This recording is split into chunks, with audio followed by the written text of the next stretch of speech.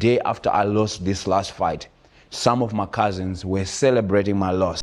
UFC fighter Themba Gorimbo lost a UFC fight, a terrible event for him, but afterwards he receives a video of his family members celebrating the loss, laughing at him. And what a coincidence, it's the same people who had asked him for money and he had told them no.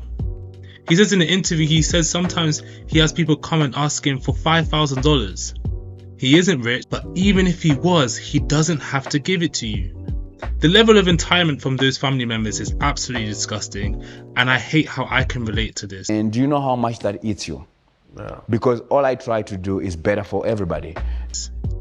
You're in a difficult situation financially. You go to someone and ask them for help. They're unable to. You say thank you and you wish them well. Maybe they can't. Maybe they have things they have to take care of. Maybe they don't want to, which is their right. No one has to give you money when you ask for it. You're not the government.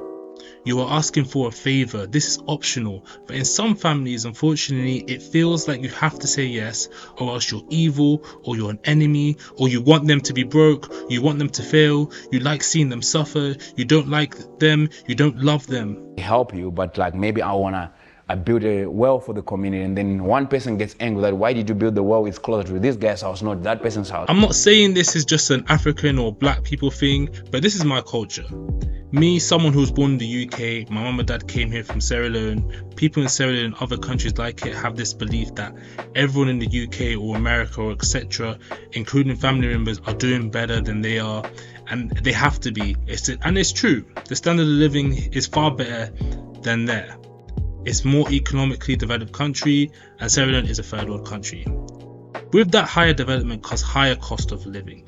Food is available, water is available, but it's expensive. Houses are expensive. You can't just buy land like you can in Sierra Leone. Now, I'm not trying to say Sierra Leone is a better live. That's far from the truth.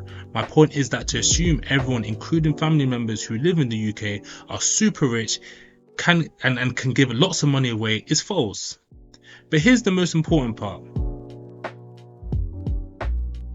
Even if they have a lot of money and they decide not to give you the money, that's it. What they do with their money is not your business.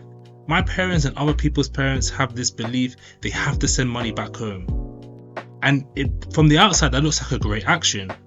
But sometimes looking at it, it looks so overwhelming. People constantly asking with this entitled tone, like you should have the money and you should give it away. Then the family here ends up struggling, not building any wealth for themselves to have financial security. They just send it away constantly with this feeling of guilt of, well, we have it better, they don't, so I should send it. No. Now, if it's your mother or father who live back at home, or immediate family who are good to you, and they ask you for money and you care about them, you probably will give it to them. But my issue is when this cousin, this person, this uncle, this auntie who don't really speak to you, or when they call is with some small talk like, hey, happy new year, how's everything? Good, great, can I get this? And sometimes what really annoys me is when someone comes asking for money for someone else. Like, this person needs money, they ask me, so I'm asking. And you know what's even more disgusting? There are people who know when you get paid, know how much you're getting paid, and start making plans with your income like it's theirs. Like, what am I gonna do? What they're gonna plan to do? These people have no shame. And that's why another key is don't let them know what you do, how much you earn. No one needs to know. I've been dealing with people borrowing money from me for the first few years of my adulthood, and I know I'm part of the problem enabling these people, but you really believe someone that's supposed to be close to you, and when they say they're in need, and that's what you're supposed to do, to help each other. So when they come and they're in need and they say, I'll pay you back by the end of the month, you try and believe them, but at some point down the line, when I borrowed them money, I started acting like I wasn't going to get the money back. This is sad. When I was in second year of university, I didn't get my full student finance in the first semester. I got like a third of it or half of it or something. Something had gone wrong. So they said, yeah, it might take so and so days, and I'm trusting them. So I'm spending money thinking, yeah, my student finance is going to come, and it didn't. I was broke. In October, I already got to the university house in September. And October going into November, I'm like, I had worked in the summer, but that money had all been spent on the deposit and the first month's rent. What do? My family members call me, my sister, my mom. They can tell I'm not in a good position. They lend me money. It's still not enough. I get a loan from the uni. That's still not enough. I go get the Ralph Lauren top that I had bought and the game I bought. Where's the receipt? Okay, there. Okay, I put them in a bag. I'm about to leave the house, but my friend, my housemate who lived there, stopped me and says, "Where are you going?" I said, "I'm gonna return these. I've got the receipt and I need the money." He says, "No, you're not going nowhere," and he borrows me money.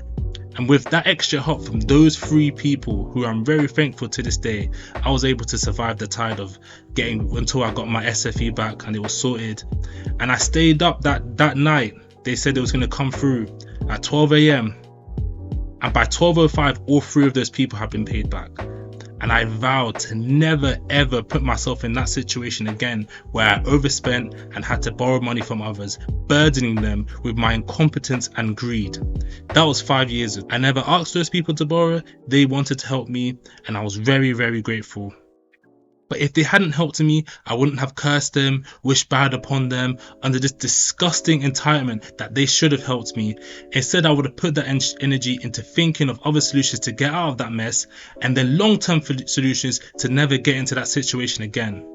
My long-term solution was to budget and to live below my means. And I'm comfortable and I'm not burdening anyone. This situation really bothered me because of how much I related to it and why entitled people must simply be cut off. There's no other way. They most likely won't change, and we can't keep this cycle of everyone borrowing off each other. Enough. Let's build wealth together. Let's build a healthy culture of being independent, but together we're stronger, smarter, rather than enabling each other's poor lifestyles and poor choices. As soon as someone is of age in the family or is doing well, they have to start making their payments. Situations in lesser developed countries like Sierra Leone, the opportunity to pay, the conditions are terrible. But I feel like there must be a better way to live than to leech your family abroad. Where's your shame? Where's your pride? Where's your empathy? I'm glad these people like this don't have a way to reach me. They don't have a way to leech off me. But that's not the case with people like my parents or Gary. This must be cut off and the line has to be drawn, or else they will continue to do so as you're enabling them. Don't feel guilty and have a happy life.